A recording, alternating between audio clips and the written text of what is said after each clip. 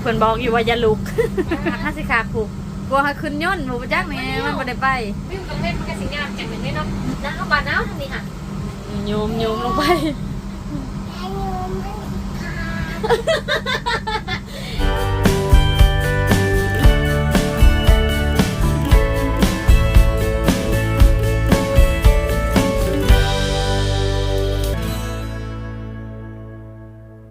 สบายดีตอนเสาร์พี่น้องเขาตั้งหากับซูซองทิพย์แน่นอนได้พี่น้อง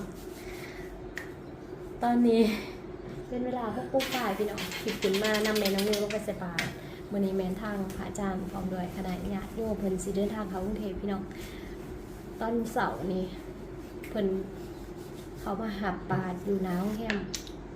ที่มาลงไปใส่เนี่ยเพราะว่าเพิ่นว่าตีหาเนาะตีหาเคิงเราขึ้นมานำแม่น้องนิวตอนนี้เป็นเวลา6:07 นาที7 โมงค่ะเพิ่นสิออกเดินทางไปกรุงเทพพี่น้องใส่บาตรหน้าโรงแรม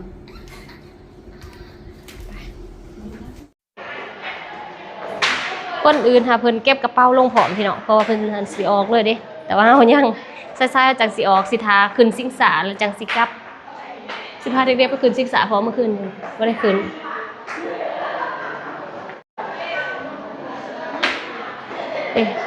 อย่าโยมเอ้าบ่เห็นพระอาจารย์ล่ะแม่นเพิ่นไปแล้วบ่พระอาจารย์ไปแล้วบ่เพิ่นรับไปสะเพิ่นไปสบายเพิ่นเด้ใส่คือแม่ฮะให้ไว้ล่ะใส่อันนึงอันหนูใส่หัวก่อนลงตามาก่อนก็เลยนำมาใส่บาตรอยู่วัดมานี่เด้อขนมเนี่ยนั่นเร็วๆสุดจ่าขนมก่อนเอ้าสุดจ่าอีล่ะสุดจ่าก่อน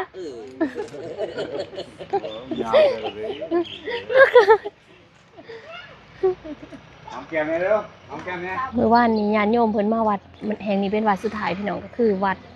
มหาธาตุซึ่งเป็นวัดพระประจำวันเกิดวันเสาร์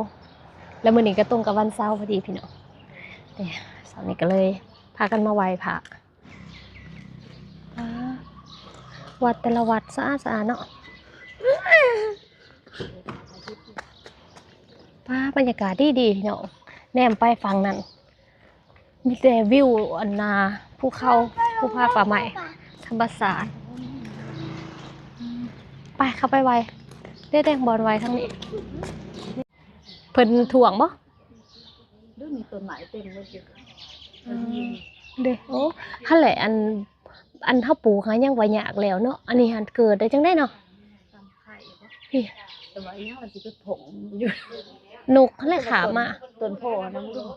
นี่นะนี่นะลายเลยเอากกตะกบได้ค่ะล่ะตัวต่ำๆนี่นะลายเลยนี่กกตะกบกกตะกบได้ค่ะโอ้เพิ่นเอาอันนี้ได้นี่เขียนอันนี้ใส่ไปเฮาไว้อยู่บนนี้ก็ได้ปะนั่นเด้คำไว้ค่ะ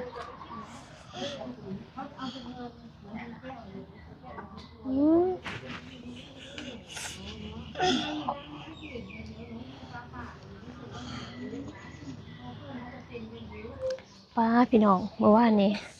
ญาติโยมเพิ่นถือควายคนละ10,000ก็เจ้าซื้อวันเกิดพระอาจารย์แต่ว่าที่พันบ่ได้ซื้อออก06เลยเขาเจ้าซื้อเป็นพระอาจารย์อายุพระอาจารย์นั้น60 ปีนี้พี่น้องแล้วญาติโยมเพิ่นก็พากันซื้อนะแล้วก็เจ้าซื้อปีนซื้อหยังนะแล้วก็รถตู้ที่มานำกันเมื่อวานนี่นะ6 คันรถพี่น้อง6 คันรถแล้วก็พระอาจารย์ก็มีอายุ60จักเพิ่นซื้อจังได๋แหละคนที่เขาเจ้าลีเลขเขาเจ้าก็สิซื้อเป็นเด้เขาเจ้าถือคนละ10,000รถคันที่4น่ะถือลายกว่าโมอายุ60 ปีป่ะถือแทบทุกคนนะพี่น้องถ้าเพิ่นพากันไปซื้อจังได๋แหละเอาก็สิกลับนั่นเนาะ0660ที่เฮาอันบ่ได้เฮาบ่ได้กลับบ่เรียกออก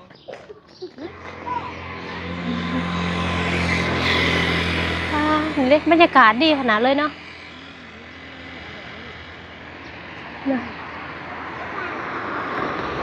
โอ้ยามเสาร์ก็จะมีค่ายอ่ะนะค่ายเขืองนี่โอ้น่าจะเป็นอาหารเสาร์นะแหนมไปฝั่งนั้นงามลิเนาะ ถ้าก็เห็นนั่นนี่ บัดเฮามาบัดเฮาอยู่ฝั่งนั้นแนวห้องนี้คืองามบ่ติ แม่นที่ว่าอันตามซ้ายทางนี่จากที่ทิพย์เคยไปเห็นนี่ที่ว่าอันนครพนมงามกว่าหมู่เด้เวลาเฮาแนมมาแต่ทางฝั่งลาวนะเพราะว่าเพิ่นประดับไฟยาวเหยียดประดับไฟหลายนะแต่ว่าบอนอื่นเพิ่นบ่ได้ประดับไฟคืออยู่นครพนมเด้พี่น้องป้าวิวป้าเนาะงามอีหลีเว้ย งามแท้งามเว้าคือพี่น้องทิพย์บ่ได้แบบว่าได้มาสัมผัสบรรยากาศนั่นนี่จักเถื่อได้ตอนมานครพนมเนาะเฮาบ่เคยออกมาเบิ่งตอนเช้าแบบนี้น่ะพี่น้องโอ้เฉพาะแหละอันพี่น้องทางฝั่งไทยอยากไปเที่ยวทางฝั่งลาวเนาะมึงดูงามไปงามมันสิได้คนละวิวกันนะพี่น้องมันสิเป็นวิวภูเขามาแต่ว่าถ้าแนมจากฝั่งไทยทางลาวมานะมันสิเห็นเป็นวิวความเจริญแล้วก็ที่มักบรรยากาศช่วงกลางคืนนะถ้าแนมมันนครพนมนี่มันจะเห็นคักไหว้พระธาตุแล้วก็มากินข้าวพี่น้องกินข้าวเรียบร้อยแล้วก็ตอนนี้สิไปนะตอนนี้เขาก็สิไปขึ้นสิงสาสวรรค์ได้ปะนี่พี่น้องอันนี้คือบ่เบิดมากินไข่กระทะกับข้าวเปียกแบบฝั่งไทยพี่น้องตอนนี้มาเตรียมขึ้นสิงสาพี่น้องเดี๋ยวเวลาเพิ่นเปิดสิงสาสวรรค์แม่คลองริเวอร์อ้ายรอบเช้า9:51 นรอบบ่าย 14:58 น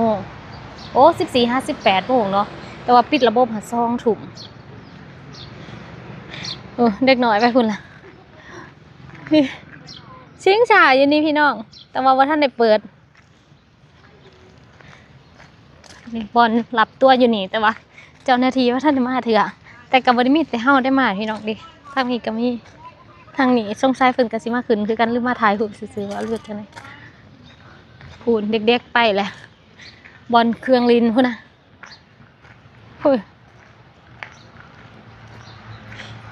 อยู่กับพี่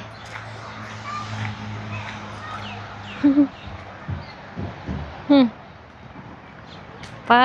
ถูกใจเด็กๆขักนั่นป้าเท่าไอ้บ้าทำจากลิ้นคืนนี่ก็ให้เข้าลิ้นไม่ลิ้นอยู่บนโอ้ยขักวะนั่นนี่ลูก400สิแต่ว่าแล้วนี่แหละขึ้นลูกนี่ก็ได้อันนั้นโมเมนทางขึ้นอันนั้นทางไล่ได้หาสิขึ้นได้บ่นะทางนี้ลูกนี่มันทางไล่ได้ทันโอ้กูไปนั่นไปอันนั้นมุนๆพุ่นนะอย่าไปล้มได้ลาลูกได้ลูกโอ้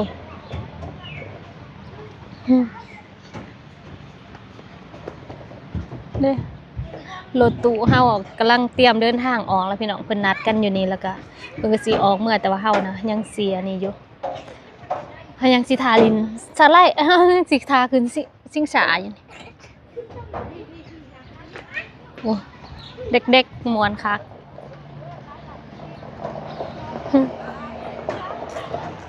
ใช่อ๋อ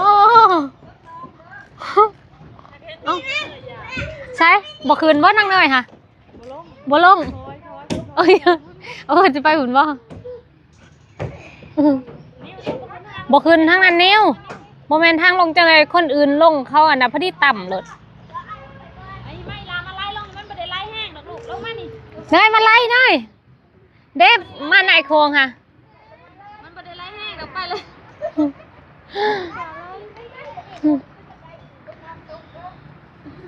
คนประกาศขึ้นไล่ตัวนี้ก็ได้ลูกคนลงทั้งนั้นเลยลงสันนึงเลยขากะลินเนาะลายแซนอยู่เด้อนี่ขนาดหน่อยๆนึงยังบ่แพงผู้ใหญ่ก็ลินได้คือกันน่ะมันแข็งแห้งคุณนานทันหมดไปจังล่ะเอ้าแล้วคือเอาวัวมาเอ้ยยังลูก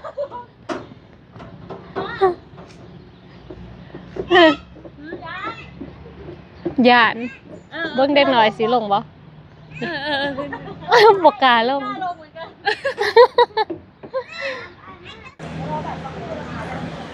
ผู้ขายตัวมาแล้วพี่น้องบัตรยังบ่มาต้องได้รอก่อนเนาะคนเดียวซื้อได้ไม่จำเป็นมาด้วยกันมาด้วยกันเดี๋ยวเขาไม่ซื้อเป็นรายบุคคลก็ได้ซื้อขึ้นอย่างเป็นทีมคนนี้คนเดียวมาซื้อได้ไหมมา4 คน เราก็แค่มาซื้อ4 บาทใช่ แต่เวลาขึ้นไม่รู้ถ้าไปขึ้นพร้อมกันก็อาจจะได้ขึ้นตู้เดียวกัน แต่ถ้าเรามาซื้อคนหนึ่ง4 บาทแล้วก็เรียกกันมาขึ้นก็ได้ก็จะได้ขึ้นแต่เช้านึงมันขึ้นได้4ที่งั้นพวกโคง อ๋อแสดงว่า จับ แสดงว่าเฮามา4คนนี่เท่ากับนับซองและอีก2คนหันบ่ได้นับแต่ว่าให้นางตักแล้วก็มีคนอื่นขึ้นนํอีกเนาะประมาณนั้นใช่ไหม ใช่ค่ะน่าจะประมาณนั้น อ๋อ เจ้าหน้าที่จะเป็นคนจับ อ๋อ ไปนักเรียนนักศึกษา อ๋อ ผู้สูงอายุ40 บาท อ๋อนักเรียนนักศึกษาผู้สูงอายุ40 บาท ส่วนคนปกตินี่80 ใช่ค่ะ คนที่ 80ต่อ อา ค ยุ น 20 ปีคนที่ไม่ได้เรียน คนที่ยังไม่ได้ศึกษา คนที่ไม่ได้ศึกษา คนที่ อ๋อ เรียนจบแล้วจะบัตร80 บาท แต่ถ้าคนไหนเป็นนักเรียนนักศึกษา นักเรียนนักศึกษา สมรถแจ้งได้เลยหรือถ้า ดูตามอายุก็ได้ครับ ใช่ค่ะหรือถ้า อ๋อ เจ้าหน้าที่ ตอนนี้กำลังหาตัวพี่น้องตัวบ่ทันได้มา ก็จะให้100 ใบค่ะ ป้าพี่น้องเพิ่นว่า วันนี้ยังไม่ได้ขายใช่ไหมคะ อันน่ะขายวันหนึง800ใบเพิ่นน่ะตัวเต็ม เธอไปกินข้าวกัน ตัวเต็มตลอด สมมติผมอยู่คนเดียวแล้วผมจองให้คนอื่นแน่ ได้ค่ะได้ และให้ แล้วเวลาขึ้น กินข้าวก่อนแล้วก็แจ้งว่า เราอยากจะเหมากระเช้า คันบ่ฮอด120หันบ่ได้เสียเงินเนาะเด็ก เด็กคนใดบ่ถึง120บ่ได้จ่ายเนาะเด้อพี่น้องตอนนี้เป็นเวลา8:05 นาทีแต่ว่าคนน่ะมาเต็มเลยได้นี่ค่ะ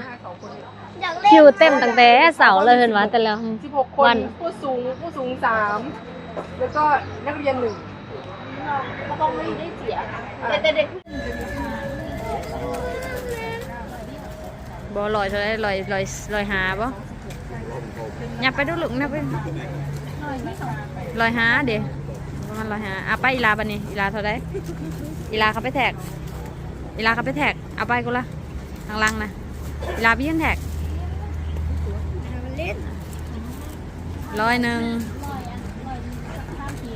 ประมาณนั้นเลย มาเข้ามาลูก ขณะนี้เป็นเวลา8:26 นาทีพี่น้องเริ่มต่อคิวเพื่อที่จะสื่อตัวแล้วเจ้าหน้าที่ค่ายตัวเพิ่นกำลังมา นี่ก็คือสื่อตัวอะไรพี่น้องหลังจากที่สื่อตัวอยู่ทั้งผู้เนาะแล้วก็มานั่งทาคิวอยู่บอนนี้พี่น้องเพิ่นก็สิจัดให้เป็นแถวแบบนี้เนาะผู้ใดสิซื้อก่อนจะมานั่งตามแถวแล้วก็เพิ่นก็น่าจะให้แบบว่า เวลาขึ้นก็คือขึ้นตามแถวแบบนี้เลยเนาะส่วนราคาก็คือซื้อราคาเมากับเสาเนาะพี่น้องมีผู้ใหญ่2เด็กหน่อย2คนแต่ว่าเมากับเสาเลยเพิ่นก็เลยเด็ก2คนเพิ่นคิดราคาสูงไว้เนาะก็คือราคา40 บาทพี่น้องปกติเด็กจะบ่ได้เสียเนาะแต่ว่าเฮาเมากับเสาเพิ่นก็เลยคิดราคานั้นเนาะก็เป็นเงินอยู่ประมาณ240 บาทพี่น้องตอนนี้ก็เกี่ยมเลยเนาะ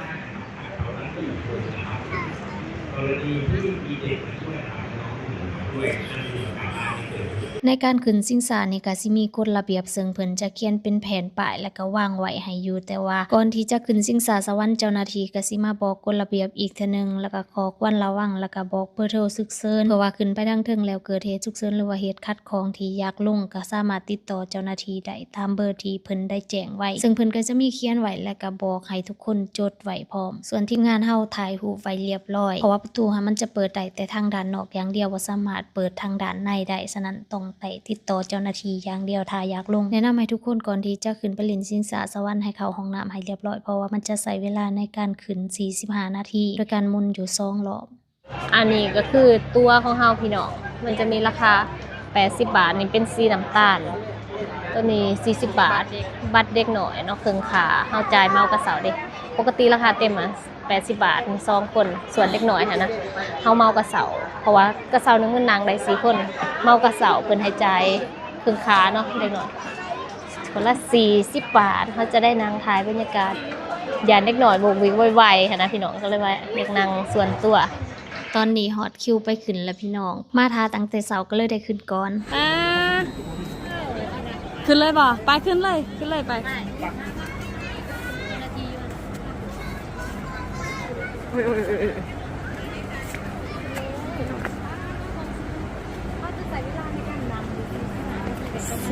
นาทีหูบ่ปลาโดนเติบอยู่ได้นี่อ่ะขึ้นไปลูกไปบางลาคนหูโอ้ยเก่งไอ้นี่ผมก็ไม่หายอุ้ยลานางเมืองนั่นไม่นางให้นี่ นะครับถ้าเกิดว่าขึ้นไปแล้วรู้สึกอึดอัดนะครับหน้าต่างสามารถเปิดได้ โอ้ ทั้งสองฝั่งนะครับ ค่ะ แล้วก็จะมีหน้าต่างบานใหญ่นะครับ ตรงนี้กดตรงนี้นะครับ มันจะสไลด์ลงมา โอ้ค่ะขอบ แต่ คุณ ถ้า ค่ะ รู้สึกว่าแอร์เย็นสบายแล้วไม่จำเป็นต้องเปิดนะครับ ค่ะขอบคุณค่ะอ่ะอีลาไปนั่งน้ำปลานั่งวันนี้ มามืดเวลาเบิ่งแล้วว่าลูกโทรศัพท์เบิ่งวิวบ่วันนี้ วิววันนี้ เบิ่งวิวมา เขาสิเห็นบาทเฮาได้บัดนี้ เธอเบิ่งเด้อทำเซียนบานเฮาวันนี้ เฮ้ยให้สิลินโทรศัพท์ในนี้มันก็บ่เห็นยังไง มันบ่เห็นวิวลูกมาส่งมาวันนี้ มาส่งมาวันนี้ไอ้นิวก็ส่งให้กันไอ้นิวลงไปไม่ให้เบิ่งเด้เบิ่งวิวเด้อลูกเด้อวันนี้เด้อ วันนี้เฮามาได้จากมืดขึ้นแล้วก็ต้องเบิ่งได้บัดนี้ เบิ่งวิวป้าค่ะ นิ้วขาดวะนิ้วซูมเมื่อแล้วเว้าสุพอเฮาพังเด้อลูกเด้อบอกพอเด้อเอาใครทุกแลกกระเป๋านี่สิยัดโทรศัพท์เสียมันตุบอกพอเด้อว่าฮะมันคอยว่าสิมันสิเป็นตาญาติอีสังเด้ลูกหันตกใจเองไม่ยังไงหัว เขากำลังอยู่นี่ว้าวเขากำลังเห็นอยู่ โอ้ยหวานเห่า ไอ้ ลูก ลายจับมาดูปากกับอยากเข่ากล่องอาจับเลยถ่ายไปกับป่าเด้อ ถ่ายคลิปแม่กับป้า อยากจับกล่องเลยเห็นปะ เอายุดเอาคนคืนอีกันดี หักอะไร ถามว่าลูกเห็นแต่พุ่งมึงจงพุ่งแม่นี่เอาขึ้นสูงๆลูกเห็นมานาแม่กับป้านี่ ถ่ายดูนิ้ว หายนิ้วคนรอทายก็ได้ลูกไอ้นิ้วคนรอทาย เห็นปากกับแม่ ท้ายรถลูกป้านั่งกดแล้วเลยเห็นปะบ่ต้องกดเด้อทื่อซื่อๆเด้อ หักวะแจกวะนิ้ว ค่ะโอ้แม่นบ่ลูกขอบใจเด้อแต่เบิ่งเด้อหายนี่มันสิติดยานอีสังมันละคักซะเด้ขึ้นสูงบ่ลูกวะให้เพิ่นจะคืน เอาขึ้นสูงบ่ลูกวะจะได้ไม่สั่งไม่โทรไปบอกดอกขึ้นเอาขึ้นสูงๆเลยเด้ออันนี้คนรออยากเห็นเมืองลาว ได้ที่หันได้คน ก็ลงก็เป็นไรเพิ่นก็เอาเฮาลงเฉพาะมันจังมันนั้นเนาะบ่ายๆขึ้นก็เป็นชั่วโมงเลย มันใหญ่เนาะมาเฮาได้คืนรอบกดอันตู่ทมิดเลยหอมทมิดตู่ทมิดเลยพิเศษชุดๆเลยอันนี้ มันม้วนเลยถึกแล้วเพิ่นนางคือพี่เนาะหักไว้ล่ะ ค่ะบ่ลูกคือเฮ็ดนานนั่นน่ะ มาได้ยืนเบิ่งกระไดอย่าง ยืนเบิ่งก็ได้ได้ลูก มาได้นำคล้องกันไปล่ะ เพิ่นบอกอยู่ว่าอย่าลุกนั่งเบิ่งนับ เจ้านิ้ว ลูกหาปานน่ะบางลาวบ่อยากขึ้นมันก็หาขาก50ขากผูกกลัวให้ขึ้นย่นหนูบ่จักแม่มันบ่ได้ไป นำคล้องได้ใส่เขื่อนเนาะอย่าใส่ เอาให้คนขึ้นนี่ลูก วิวตรงเม็ดมันก็สิงามจังเลยเนาะมาสั่นทีละได้ละพูดนี่คนยังคืนว่าท่านได้แล้ว เอาหอดชุดแล้วหรือยังอันนี้ อันนี้เพิ่นอันนี้เพิ่นบริบาว่าเป็นหลอดที่หนึ่งที่อันนี้มุ้ง บ่อยากแนมบ่ต้องแนมลงลุมบ่ต้องแนมไปทางล่างลูกปั๊บได้ ได้ บ่ ปะ บ่มีกะยัง มันหนาวอยู่ทางนี้นางอยู่คุณละทางนี้บ่หนาวไปได้ทางนี้หนาวแล้วก็คือหนาวบ้านหนาวทางนี้ค่ะ โยมลงไป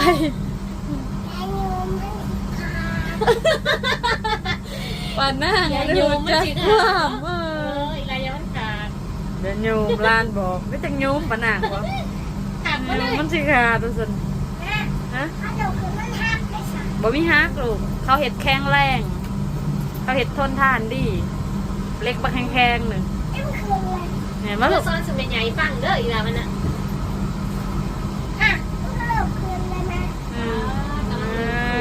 อันนี้มีคนเลอะโอ้มุนเลยได้เลยมุนเลยได้ มุ เนี่ย นเลยมุนแล้วขึ้นครบแล้วยังบ่ได้ครบ คือครบแล้วนี่เด็กมุนเลย ครบจังได้เฮากับท่านได้หอบซ้ำ แม่เนาะ เออ เอาอันคนคือบอยเลยค่ะ เอากระเทือกระซองอันนี่ไปยืนริวคิวเรียหล่ออยู่อ่ะ เอาคนเพื่อนคนคือมุนเลยค่ะ อ้าวก็น่าจะให้เฮาได้ขึ้นก่อนบ่หรือว่าจังได๋เฮาขึ้นก่อนเฮาก็ได้ลงก่อนให้บ่ อันนี้เพิ่นรอบนับรอบนึงที่นี่ป้าแต่เพิ่นเลยยังบ่ได้หอดถึงเลย เอาขึ้นยังบ่ได้เต็มได้นี่ขึ้นไว้แล้วได้หยุดเลยดิ มัน ขึ้นเทื่อละซองเด้ ขึ้นโทรศัพท์เนาะแล้วก็มุนขึ้นมา เคยบ่เฮากับท่านได้ข่าวหอมนึงประตูทั้งนั้นที่ฉันยังบ่มีคนขึ้นซ้ำ เนาะ สันสิหอด45นาทีนี่เลยฮะเห็นว่าลูกบ๊ายบายเข้าเบิ่งดูบอกมือดูหาพอ เล่นนี้ถูกปืนนะ อย่าโทรหาพอด้วยนะ เมื่อนาผ้าเขาขามมาลินแล้วมาขามอยู่ที่กระไดเนี่ยปัดข้าวมา เบิ่ง ถ่ายเด็กน้อยนะเดี๋ยวจะดูเพื่อนเท่าใกล้ๆลูกมันบ่เห็น หน้าเลยเนาะวิวทางนี้เป็นวิวเมืองวิวทางนั้นเป็นวิวภูเขาเลย เหมือนด้วยลูกต่างกันเลย ว่ากุ้งไหมลายเนาะอยู่แล้วก็เลยเนาะไปใช่นะไปใช่อยู่ต่างกันติไปอยู่ตรงแค่ที่เนี่ยมะนาวก็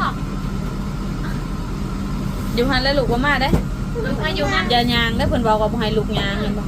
นี่แหละเขาเมากระเสานี่เขาเลยตายแล้วเขาเนาะกระสันเบิ่งขึ้นมาหน่อยกระเสาบัดขึ้นมาเป็นไง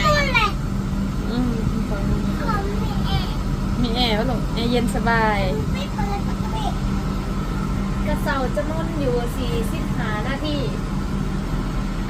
น้ำมัน40 นาทีป้าผมดูวิวทางลมโอ้ยังบ่ได้ขึ้นฮอดจุดสูงสุดยังเนาะยังสำเนียง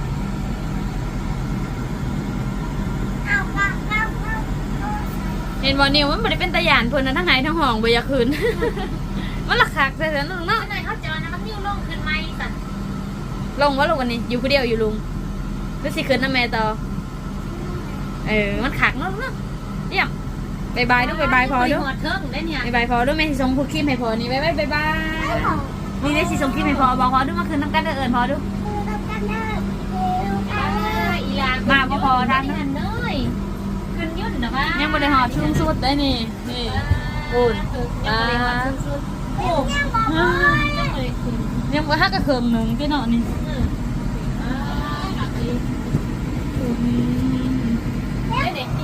สูงสุดได้เครื่องหนึ่งนะเครื่องหอบพอทั้งลุมยังขึ้นมาได้แล้วถ้าทั้งลุมขึ้นแล้วมันก็สีมุ่นไหวอยู่เนาะอันนี้มันยังเอาคนขึ้นเลย ในกระเสานั่นเด้เราก็มีหมูอยู่ได้ดิ คนขึ้นครบแล้วพี่น้องบ้านนี้ก็ได้มุ่นเต็มทีเลยเนาะก็น่าจะได้มุ่นไล่หอบพี่ที่บอกวันนี้มันมุ่นไหว เพราะมันบ่ยุดวันนี้ฮะ นั่นแหละ ชิมุนเลยวันนี้ มันสิมุ่นเลยมันก็สิได้มุ่นกันช่องหอบแล้วก็ลงวะโหนะขากได้พี่น้องบัดนี้มันมุ่นเลยแล้วนะมันก็คือสิงสารสวรรค์กี่ที่มันขึ้นยุดอยู่ ข้าวขึ้นคนขึ้นเนี่ยวันนี้มุนเลยวันนี้ถามว่าเนี่ยครูไปอยากขึ้นเลยนะ โอ้ยขึ้นแนมจะตาบุพับเนี่ย เร็ว หักแล้วลูกไปเบิ้ง พัดจะเรียนทักทีเด้ หักอะไรเนี่ยหักแล้วลูกทางนั้นกายังยืนรอคิวสื่อตัวอยู่พี่น้องทางนี้ก็ไก่สีหอดเวลาลงแล้วเนาะทางนี้ก็มันยืนทาคืนเต็มเลยนี่อันนี้เป็นหอบสุดท้ายแล้วเพราะว่าคืนซองหอบเลยเพิ่นรักเก่งเพิ่นบริหารเซอร์เด็กๆกับตื่นเต้นแห้งเนาะ ย่าแม่ บริหาร เขาปลูกกันอันนั้นบริโภคก็ให้ถึง ปลายหอดหอมเห่าแล้วประเดี๋ยวเนาะตู้ที่1ที่2ออกไปแล้วยังที่3กับที่4 กับที่หาที่พวกพี่เจ๊ที่ไปที่เขา บอของเรานี่แล้วก็ตู้ได้ลงแล้วก็คืนต่อเลยเนาะเบอร์1เบอร์2คืนต่อแล้วตอนนี้เบอร์3เบอร์4ลงกับมีเบอร์3เบอร์4คือ คนใหม่คือ แม่น สามีก็เลือกเพื่อนเนาะ คืนไปเบิ่งให้มันหูเด้ทำบ่คืนกับหูจะเสือ กูแม่เลย อ้าวดีเด้มาจอดอยู่ผีก็ต้องหาตัวนั้นลงมา มีซอกตู้ลงพร้อมกันเด้อสนะ ที่มาเพิ่นสิให้คืนกระต่อ บ้าลงดีใจจึกจักไปหอดแล้วลงได้บ้านนี้จึกมาแล้ว หนอกไว้เนาะ ข้างในนี่ครับเปิดแบบหยาดเด็กหน่อยโอ้ยเด็กหน่อยลงเปิดระวังหลงได้ลูกระวังหลงได้ค่ะ แอร์เย็นดีไหมครับ เย็นดีค่ะจนหนาว ขอบคุณมากครับ ตายล่องไงอันนี้รอคิวขึ้นดอแล้วพี่น้อง ที่โลได้ที่สื่อมายัง ซื้อกันย่างต่างหากตอนนี้เรากับสีเดินทางต่อเนาะโอ้พูดแต่ลูกละ ที่ดำเนาะเอื่อยเนาะ แม่นตอนนี้เดินทางมาหอดมุกดาหารแล้วพี่น้องตอนนี้เราจะมาเจอกับ FC มุกดาหารแม่พุ่มสุกจากพยัคฆ์กับพุ่มพิไซเพิ่นมาเที่ยวมุกดาหารแต่ว่าเพิ่นบ่ได้มาสวนตัวนะเพิ่นมากับคณะแต่ว่าเพิ่นออกไปแล้ว มาบ่ทันกันก็เลยบ่ได้เจอกัน แต่ว่าตอนนี้หันมาแวะลุมบินซันพี่น้องมาซื้อโทรศัพท์ให้แม่นิชาน้องไผ่เพิ่นพากซื้อเพราะว่าโทรศัพท์เพิ่นน่ะเพ่หลายอาทิตย์แล้วแหละแล้วก็บ่ได้ใส่ไว้หยาใส่ของลูกเพิ่น กระทำที่ว่าสิมาไทยมื้อใดละเพึ่งสิฝากถือโทรศัพท์มื้อนี้ก่อนสิกลับบ้านก็เลยว่าพากันมาแวะซื้อให้เพิ่นไปถ่ายคลิปเวลาแบบว่าไปออกงานวงดนตรีแล้วมันมีโทรศัพท์เครื่องเดียวพี่น้องมันบ่พอหน่วยหนึงตักหน่วยหนึง บอดี้เครื่องไม่ได้เช็คบอดี้ พี่น้องเอาราคากลางๆอย่าคืออันนี้มันหลุดยังนี่A17 5G มันคล้ายๆคืออันที่เคยใส่อันนี้ของแถม power bank คุณมี หัวชาร์จหัวฟัง เพื่อจะเขาสั่งโอ้ลำโพงวะนี่ แม่จ้ะ ได้ลำโพงนำของแถมเคสนี้มันแถมมาอยู่แล้วตัว บ่ได้แถมเลย ไม่ได้แถมหรอ แม่คือเครื่องได้40,000 กับบ่ได้แถมแต่ซัมซุง ค่ะอ๋อค่ะค่ะค่ะขอบคุณค่ะค่ะสวัสดีค่ะอันนี้เฮาบัดนั้นเฮากินแล้วมาเอาก็ได้ตัวสิลงไปกินซาบู ไปกินซาบู แม่ตอนนี้ซื้อแล้วพี่น้องไปกินข้าวบัดนี้จังกับ FC เลี้ยงซาบูพี่น้องขอบคุณหลายๆเด้อแม่น้องนิวพาเด็กๆเขาไปก่อนแล้วพี่น้องเอาใน MK ลืมเกือบเขาพิธานพี่หานพี่เห็นดูเด็กๆอยู่ไสนอคนหลายๆแสบบ่เนยแสบว่าก็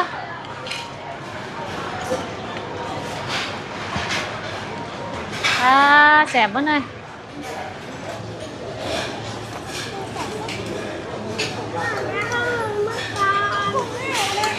เอามา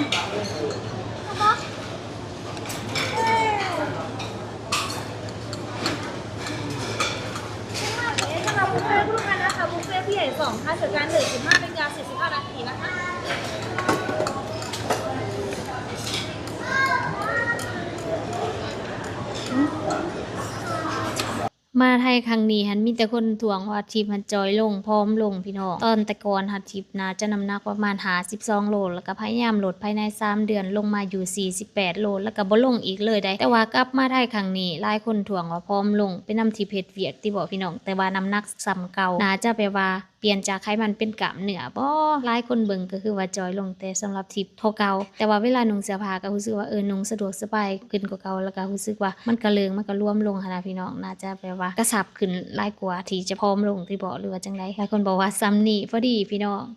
ส่วนน้องเนยได้พี่น้องต้นแทกหรือว่าติดสิ่งก่อนที่จะเข้ามาฝั่งไทยน้ำหนักเพิ่นละแม่น27กิโลกรัมพอเข้ามาไทย3มื้อพี่น้องมื้อนี้เป็นมื้อที่3นอน2คืนอยู่3วันน้องเนยกินแทกกินหวากินนั่นกินนี่เขาเซเว่นก็กินไปน้ำรถก็กินไปฮอดวัดพระอาจารย์เอาขนมให้ก็กินอีกกินจนหากินแบบบ่อยู่บ่เศร้านะพี่น้องจักสิเฮ็ดจังไดต้องพาไปหาหมออีกบ่หายามาให้เรากินบ่แสบหั่นนะหรือว่าจังไดเพราะว่าคุมอาหารนี่บ่ได้เลยบ่ให้ก็งอแงหั่นนะซึ่งอยู่3วันนอน2คืนนะพี่น้องน้ำหนักจาก27โลค่ะเป็น28โลไป3วันกลับออกมา28โลเฮ็ดเบิ่งลูกจกดูเวลาค่ะเข้ามาแจกจังกินเลยบ่เป็น30นาทีแล้วบ่ฮะตอนนี้กินอิ่มแล้วพี่น้องเมื่อไปอยู่850ป้ายกว่าบาทเนาะตอนนี้ก็สิออกไปซื้อเคสโทรศัพท์เนาะว่าอยู่อันนี้เพิ่นบ่ได้แถมให้ราคาอยากใส่ระยะมันแตกเนาะก็เลยว่าสิไปซื้อแต่ว่าเด็กๆกับป้าเพิ่นไปเข้าห้องน้ำแล้วนิวขึ้นมาคนเดียวซื้อแล้วก็สิเอากลับพี่น้องอย่ามันขับก่อนนะตอนนี้ออกแต่โรบินสันเลยพี่น้องป้าทางน้องมีทุเรียนแต่ว่ามุดซิดแล้วพี่น้องทุเรียนป้าหน่วยใหญ่เลยแดงหน่วยพวกใหญ่ๆพุ่นนะ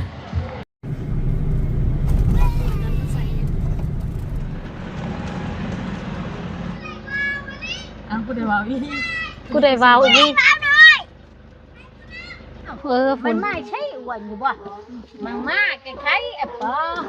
ตัวโกนมานี่ ขอเทือนแล้วพี่น้องตอนนี้เป็นเวลา5:46สำเร็จภารกิจแล้วพี่น้องไปทำบุญวันคล้ายวันเกิดพระจันทร์ที่ฝั่งไทยแล้วก็เพิ่นก็กลับกรุงเทพเฮาก็กลับมาบ้านตอนนี้เฮาเทือนเทิงซานเรียบร้อยแล้วพี่น้องสำหรับคลิปนี้ที่ก็จบไว้เพียงเท่านี้เด้อเจอกันใหม่ในคลิปหน้าพี่น้องสบายดี